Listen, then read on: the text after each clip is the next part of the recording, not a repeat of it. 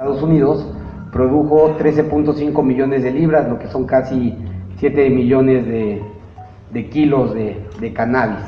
El 81% se vendió fuera de California, el 5% fue para el uso medicinal y el 5% sí fue para uso medicinal y el 14% fue para uso personal. En 2019, de 16 millones, se aumentó a 17 millones de libras, lo que es casi 8 millones de kilogramos, cuando la demanda en California es de 4.5 millones de libras. Entonces, ese excedente de esas 12 millones de libras fue lo que se está distribuyendo en todos Estados Unidos, que equivale ahorita prácticamente el 58% del cannabis que se cultiva en Estados Unidos se produce en California. Estamos hablando de 17 millones de libras. También otro dato es que el año pasado Estados Unidos, en su ley agrícola o el Farm Bill, como se conoce, se aprobó el cáñamo como un cultivo de commodity ya, a nivel del trigo, del maíz. Entonces, el año pasado se habían cultivado 27,000 acres, cuando ahorita, en agosto del 2018, ya que había entrado en vigor esta ley agrícola, esta cantidad creció 4 veces, es decir, de 27,000 acres se cultivaron 128,000 acres, aproximadamente 60 y tantas mil hectáreas de cultivo, de los cuales también gran producción de ese cultivo se echó a perder porque empezaron a usar esta parte industrial, no por la fibra, porque todavía ni en Estados Unidos hay un mercado muy bien definido de lo que se puede hacer con la fibra, sino que se empezó a usar este cultivo de cáñamo para la obtención de CBD. Pero como en Estados Unidos tienen una limitación que es hasta el 0.3% de THC para que pueda ser considerado como cáñamo, muchos de estos cultivos se pasaron y se tuvieron que destruir. En México una de las ventajas que vamos a tener con el cáñamo industrial es que en la propuesta se va a poder obtener hasta el 1% de THC sin que esto sea psicoactivo. Pero también hay que tener cuidado porque si empezamos a obtener una industria extractiva como lo está haciendo Estados Unidos, lejos de proteger nuestro campo, pues lo vamos a venir degradando, ¿no? Por eso es muy importante que la parte industrial también se regule de una manera sostenible. Y entonces eso nos lleva a preguntar, bueno, entonces, ¿cuánto cannabis vamos a tener que cultivar en México para poder cubrir primero la demanda nacional y después, cuando podamos importar, ya los países que podamos exportar, lo hagamos? Y use un ejemplo así, que si el 100% de los mexicanos consumiera 3 gramos de flor, y eso lo hice aleatorio, ¿no? Porque en mi caso es lo que yo consumo todos los días, eso equivaldría a 90 gramos mensuales por una persona, que si lo hiciéramos por todo el año, estaríamos hablando de que cada persona en promedio tendría la necesidad de 1 kilogramo. Entonces estamos hablando de 140 millones de kilogramos, si todos los mexicanos, incluyendo niños y todos, consumiéramos, en promedio, por las investigaciones que he estado realizando y de voz de muchas personas que cultivan en el campo, se habla de un rendimiento en promedio de 1.800 kilogramos por hectárea por cultivo. Si hablamos que en México por lo menos podríamos tener 3 cultivos, estamos hablando de no más, con 26,000 hectáreas, estaríamos cubriendo la demanda de todos los mexicanos. Para el sector salud, con el mismo ejercicio, si fueran 53 millones de personas que tienen seguridad social, esto según datos del Coneval, pues necesitaríamos 10,600 hectáreas. Ahora, si usamos datos que se han registrado, hay un libro que se ha estado usando mucho en todos los foros del Senado, que es de Molina, del 2016, y también el doctor Eugenio Santa Cruz, que hizo ahorita un estudio, dice que aproximadamente el 4.5% de la población somos usuarios de cannabis para uso personal. Entonces, con la misma metodología, nos llevaría a que solo necesitaríamos 1.160 hectáreas de cultivo para cubrir ese 5% de demanda nacional. Y entonces es bien importante esto porque a todos los foros a los que yo he ido, platicado con muchas personas, me dicen, no, es que yo tengo 200 hectáreas que quiero cultivar, quiero 300 hectáreas. Entonces, cuando solamente estimamos que se necesitan 1160 hectáreas en un inicio, ¿quién va a cultivar esas o cómo se van a hacer esos permisos para esas hectáreas? Entonces, a partir de ahí es que también en este lapso he conocido a un montón de investigadores y hemos estado conformando un grupo. Actualmente ahorita somos 12 investigadores en diferentes especialidades. Hay desde doctores en suelos, doctores en hidrociencias, doctores en química, en biología, ingenieros mecatrónicos, agrónomos. Y entonces hemos ido dándole forma a esto que llamamos el Plan Nacional de la Industria Regenerativa del Cannabis, donde el objetivo principal de esto es la creación de un nuevo modelo económico para la industria del cannabis, al cual nosotros hemos denominado modelo agroecológico, social, económico. En ese orden de palabras es como creemos que debería de ser este modelo para México, ¿no? Primero porque somos solo una de las miles de especies que habitamos, o millones de especies que habitamos en este planeta. Entonces creo que debemos de empezar esta industria bien y empezándolo, haciéndolo y cuidando nuestra tierra. También la parte social, porque al ser individuos que vivimos en comunidades, pues creo que para el desarrollo armónico de esto debemos de pensar en toda esta parte social y económico, porque es un modelo económico, ¿no? Si bien el objetivo es que se tiene que generar una economía para que todo esto funcione, no creemos que sea el objetivo principal. Por eso nosotros creemos que los objetivos, planteamos 3 objetivos para este plan, que el primero es la salud por encima del comercio, el segundo es la convivencia social o la paz social, y el tercero es el desarrollo sostenible del país, donde los pilares para que este modelo funcione deben ser la educación, la ciencia, la ética y los valores. Si pensamos que el primer pilar debe ser la educación, es porque yo creo que todos lo hemos visto, ¿no? La planta, por lo menos en México, está muy estigmatizada, ¿no? Desconocemos todas las propiedades, desconocemos cómo diferenciar cáñamo de marihuana, o que si es cannabis sativa, o que si es cannabis índica, o que tantas cosas, o desconocemos del sistema endocannabinoide, cómo funciona. Entonces, por eso creemos que lo primero que tenemos que hacer es crear una base académica sólida para que podamos preparar tanto a la población en general como aquellas personas que estén interesadas en participar en esta industria, se preparen para que tengan los conocimientos necesarios de acuerdo a donde van a estar integrados en esta industria. Si se van a dedicar al cultivo, pues hay que saber todas estas buenas prácticas de agricultura.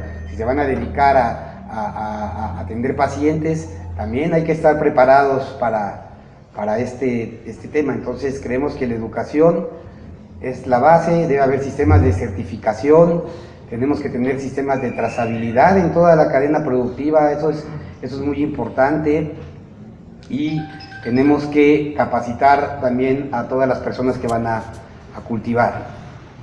Por el lado de la ciencia, creemos que una vez que se cree este Instituto de Regulación del Cannabis, también debería de crearse un centro de investigación de la industria mexicana del cannabis, el CIMCAN. Nosotros creemos que este centro debe ser un centro transdisciplinario, donde abarque temas o tengamos científicos en todas las áreas sociales, económicas, agroecológicas, que ocupemos también, que participen las instituciones de investigación del país. En primera instancia debería estar el INIFAM, el CONACYT, el Colegio de Posgraduados de Chapingo, la UNAM, todos estos centros de investigación.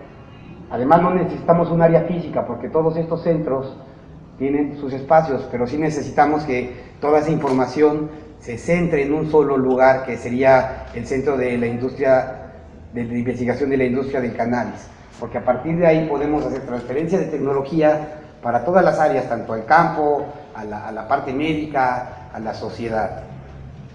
Y además tenemos mucha infraestructura. También deben de participar investigadores privados, empresas privadas. Creo que este centro es el que le va a dar el peso y el que le va a dar las directrices y el que puede comprobar ahorita, por ejemplo, hay muchos temas que se discuten ahorita de que si qué niveles de THC se deberían de permitir, o si los comestibles deberían de estar permitidos, o cuántas plantas debería poder cultivar una persona en su casa. Entonces, la investigación es la que nos podría dar la respuesta a muchas de estas interrogantes que nos vamos a enfrentar.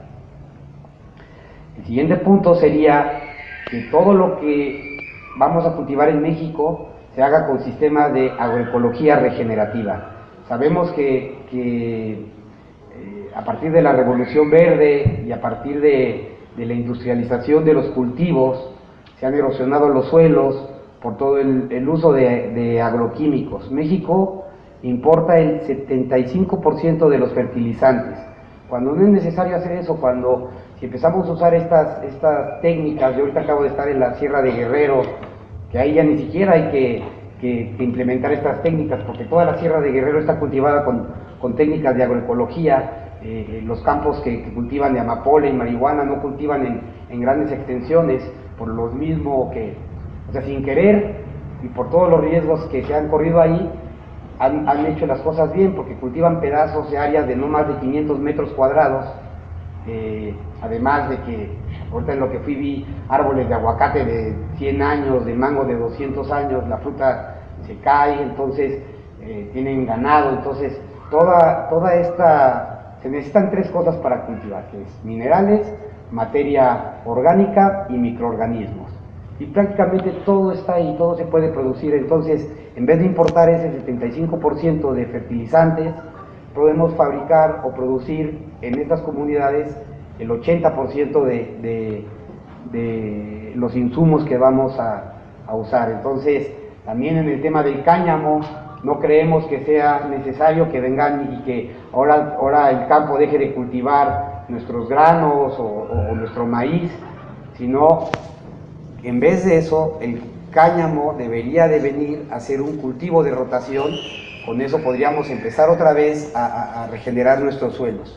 Entonces, por eso creemos que debería de estar en las iniciativas, y esto no lo he visto en ninguna iniciativa, y ojalá sea muy bueno que se pudiera contemplar que este tema de la agroecología, tal vez no sé si va a ser en la iniciativa, pero sí debería ser muy necesario que esté en las leyes secundarias, que podamos cultivar todo con técnicas de agroecología.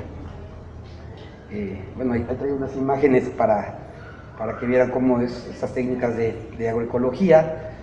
¿Qué pretendemos hacer en este proyecto? Entonces, la idea de este proyecto es que se destinen 15 hectáreas de cultivo en determinadas comunidades, donde solamente 5 hectáreas de cultivo serían destinadas a cannabis y las otras 10 hectáreas de cultivo se harían para otros tipos de cultivo, los que mejor se adapten a cada región. ¿Por qué así? Porque así podríamos estar haciendo rotación de cultivo para no seguir erosionando. Ni siquiera el cannabis lo deberíamos estar cultivando en el mismo sitio 2 veces. Entonces, eso también ayudaría. También tendríamos, que en estas mismas comunidades construir una biofábrica, para que dentro de esta biofábrica podamos hacer inoculantes, podamos hacer microorganismos, podamos hacer todo el compostaje como violes o bocachis, que con eso las plantas se nutrirían. Y esto lo haríamos a través de fideicomisos. También ese es otro punto bien importante, porque creo que si creamos fideicomisos, esos fideicomisos podrían ser, cualquiera de nosotros podría participar en ese fideicomiso. Entonces, por decir algo, decimos, ok, vamos a ir aquí a alguna comunidad, a la sierra de Michoacán, vamos a crear este fideicomiso entre varios de nosotros. Allí los fideicomisos, la ventaja que tienen es que hay total transparencia para todos. Entonces, se harían un intercambio de conocimientos en las comunidades. de ambos lados, ¿no? Porque yo cada vez que subo a algún lugar de cultivo aprendo mil cosas de las personas que están ahí, porque cada lugar es diferente, se enfrentan a situaciones de clima diferentes, diferentes tipos de plagas o diferentes tipos de suelos. Entonces cada lugar es diferente. Entonces se crean estos fideicomisos. El fideicomiso hace esta inversión en la comunidad, no solo de dinero, sino también de tecnología, porque otro punto importante es que las comunidades deben de participar no solo del proceso de cultivo, sino también del proceso de extracción de los compuestos químicos de la planta, para que no solo pase como en la industria del café, qué porcentaje o cuánto dinero de cada taza de café que se vende en el mercado le corresponde al que cultivó ese café. Entonces, al tecnificar estas comunidades rurales para que ellos mismos puedan participar de la extracción, entonces creo que sería más justo entre el fideicomiso y la comunidad, porque podríamos fijar precios de garantía para ese crudo.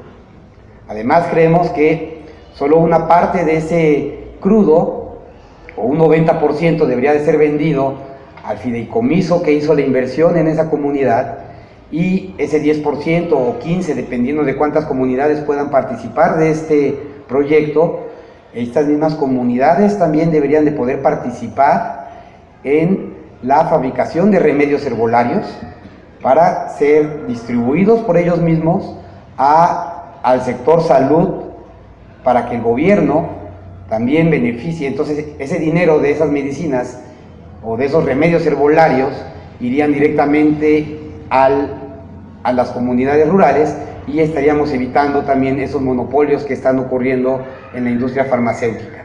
La industria farmacéutica creo que también tiene entrada en este modelo, pero para eso pues faltan años de investigación. Tienen que seguir investigando para poder, por ejemplo, a mí no me convence mucho uno de los medicamentos que están aprobados, o Epidiolex o Sativex, porque es solo una molécula. Entonces, pasamos de quitarle todas las propiedades de esta herbolaria mexicana, que además México es el tercer país en herbolaria en el mundo después de China e India. Entonces, esa es una de las grandes ventajas que tenemos, que ahorita les voy a hablar de la herbolaria. Entonces, las mismas comunidades podrían llevar al sector salud, en lo que las farmacéuticas siguen haciendo investigación para podernos llevar un producto que realmente funcione, pero yo creo que para eso faltan algunos años.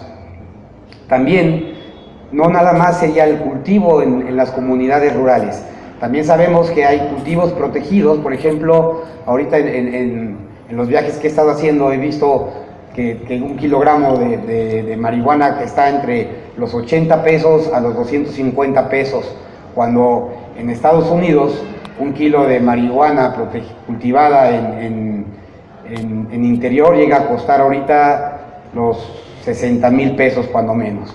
Entonces hay otra oportunidad de mercado ahí también, no solo de cultivar en el campo, sino porque también, si bien es cierto que la planta es una planta que se adapta, hacia el periférico crece, ¿no? Ya lo hemos visto, pero también es una planta que, si la queremos llevar a que exprese todas esas características de fenotipos o quimiotipos, pues sí, hay que crecerla con condiciones controladas.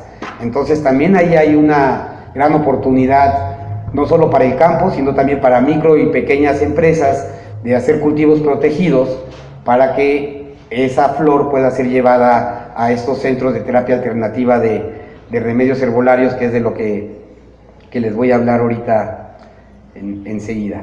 Bueno, perdón, antes de pasar a los centros de terapia. Entonces, ¿cuáles podrían ser los beneficios económicos para estas comunidades cultivando solo esas 5 hectáreas que les digo por comunidad? Estamos hablando de que, si se dice que 5 hectáreas en promedio nos pueden dar 1,800 kilos, nosotros creemos que aplicando técnicas de agroecología podemos llegar a cultivar hasta 4,000 kilos por hectárea. Eso nos da que podríamos tener entre 9,000 a 20,000 kilogramos por producción. Y si hablamos de que por lo menos podemos tener 3 cultivos en México, estamos hablando de que cada comunidad podría producir entre 27,000 kilos a 60,000 kilos. Y si nos ponemos un porcentaje bajito de extracción, que sería un 6%, que podríamos estar rondando inclusive a un 8%, estamos hablando de que estas comunidades podrían estar produciendo lo que en la industria conocemos como crudo, entre 1.620 litros de crudo a 3.600 litros de crudo. Actualmente un litro de crudo o un full espectro o un aislado se encuentra desde los 4.000 a 6.000 dólares y sigue bajando. Y más con la ley agrícola como se acaba de aprobar en Estados Unidos, el precio va a ir hacia abajo. Nosotros creemos que podría estar entre los 2.000 y va a llegar hasta los 1.000 dólares por litro. Entonces estamos hablando de entre 20.000 a 40.000 pesos. Eso significaría un ingreso a la comunidad por año entre 32 millones a 144 millones de pesos. Todo va a depender tanto del nivel de producción como el precio que esté en el mercado. Y calculamos que se requiere una inversión para poder tecnificar estas 15 hectáreas con sistemas de riego y hacer la biofábrica con invernaderos, y también una de las compañías de las cuales soy socio, llevamos ya 3 años de investigación y desarrollo en sistemas de cultivo de precisión. Tenemos un equipo que se llama Ganeden, el cual mide 13 variables, medimos desde la radiación solar, humedad en el suelo, temperaturas, pHs, y también hemos desarrollado ya sistemas de extracción de bajo costo que son los que queremos llevar a estas comunidades para que ellas mismas participen de este proceso de extracción. Calculamos una inversión aproximada de 16 millones de pesos. Entonces, pues prácticamente el ROI sería un año.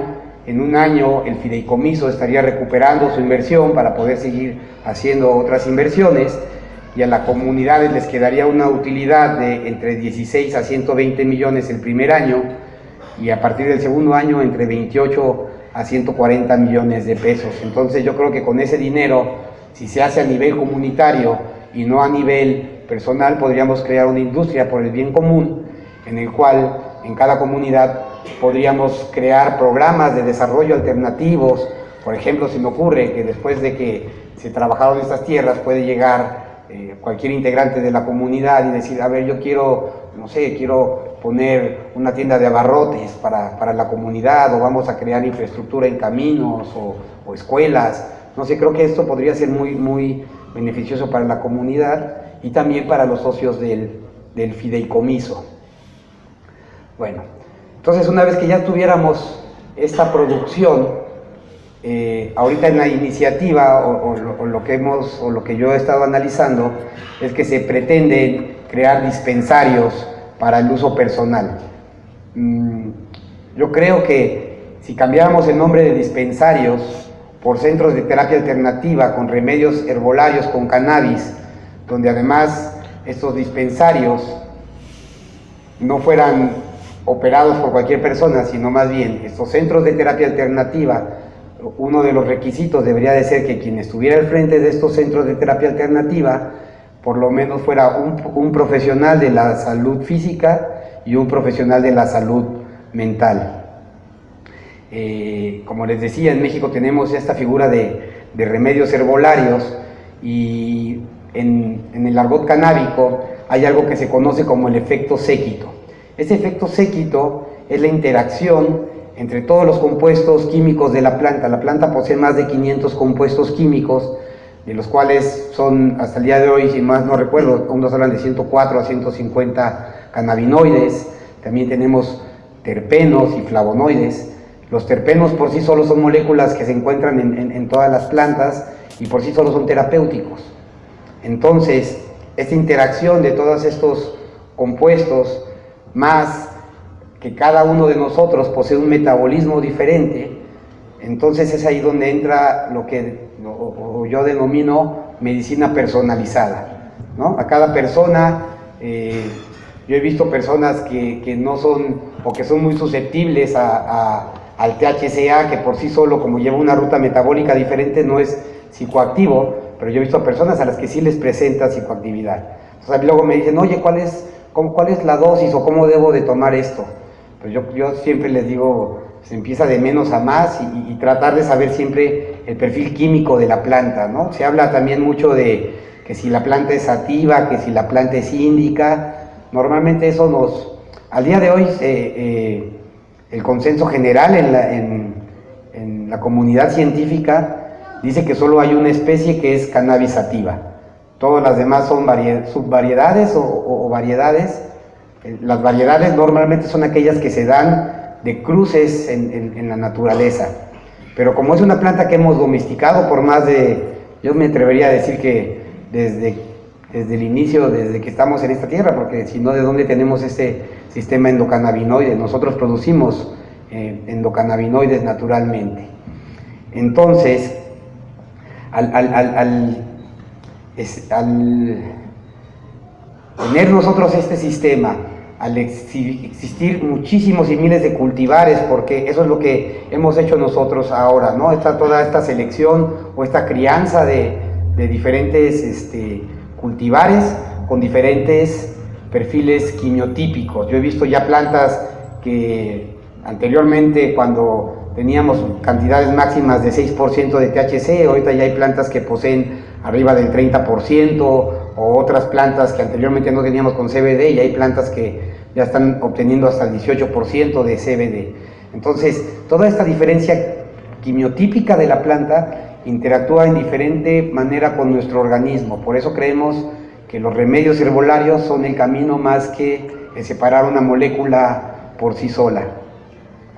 Y ahí es donde entran estos centros. ¿Cómo imaginamos estos centros? Se los voy a tratar de poner en una manera muy esquemática, porque creemos que en estos centros de terapia alternativa, lejos de tener un lugar que tenga que ir, que haya dispensarios y que haya clínicas, los dos pueden convivir en uno solo, y creo que eso nos daría mejor imagen, inclusive a nivel internacional, en el cual ya sea una persona que quiere consumir por uso personal o que quiere consumir por uso terapéutico, llega a este centro. Estos centros deben de no permitir la entrada a menores de edad, y si va un menor de edad tiene que ir acompañado de un adulto, y solo si el menor va a una valoración terapéutica, no podría entrar acompañando al papá que quiere ir por un uso personal.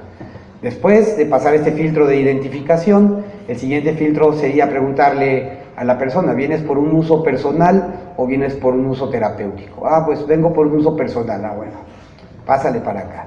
Vengo por un uso terapéutico. Entonces ahí ya pasa con los especialistas para explicarles al fin, como es un remedio herbolario, es un coadyuvante. No estamos diciendo que estamos vendiendo medicina y que vamos a curar a la gente ahí, sino darle información necesaria de qué es el sistema endocannabinoide, de las investigaciones que se han hecho para cada afección en especial, por ejemplo en epilepsia, que reduce los ataques. Eso simplemente ya sería un gran ahorro para el gobierno al dejar camas vacías de una persona que sufre ataques, que tiene que estar tal vez 3 o 4 veces en el hospital. Entonces, hacer una valoración, entonces ya estarían tanto la persona que va a consumir para uso personal como la persona que va a consumir para uso terapéutico en el mismo lugar. Entonces, ahí que vemos, en vez de ver 1000 marcas por aquí que llamen la atención, lo que veríamos serían los nombres de los diferentes cultivares que tienen estos centros de terapia alternativa, con el perfil quimiotípico de la planta, es decir, cuánta cantidad de cada cannabinoide tiene, qué cantidad de todos los compuestos químicos que podamos poner ahí, tener esas cantidades.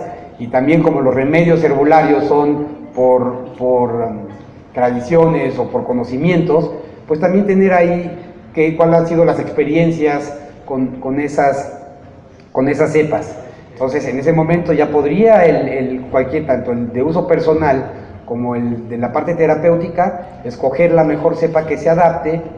Y también sería muy importante que estos centros de terapia estuvieran conectados con el centro de investigación para poder crear una base nacional que nos va a seguir ayudando a comprender y a entender y seguir estudiando esta planta tan maravillosa. Y para nosotros los remedios herbolarios es tanto la flor por sí sola, ¿no? También ahí sería bueno que en esos centros se diga, ¿sabes qué? Vaporizar la flor no no haces o no generas agentes cancerígenos como si la vaporizas, siempre hacia la educación, pero tanto la flor, como los extractos, como las tinturas, como los comestibles, mientras sea la extracción completa de la planta, nosotros creemos que eso debería ser un remedio herbolario. Y bueno, de mi parte creo que eso es todo. Ahorita pueden consultar, tenemos una página que se llama Proyecto Abierto de Nación, cannabismexico.org, ahí está escrito todo el plan, ahí lo pueden descargar y también nos pueden hacer comentarios o sumarse, porque gracias desde que hicimos esto, cada día se suma más gente, cada día nos invitan a conocer más comunidades. Acabo de estar esta semana con la comunidad Seri, ¿no? Aunque para ellos el cannabis es legal, es más, está penado tomar una cerveza en la calle y no está penado fumar cannabis en la calle para ellos, ¿no? Entonces, creo que es una oportunidad tanto para las comunidades rurales como para todos nosotros como mexicanos de poder participar en esta industria regenerativa del cannabis. Muchas gracias.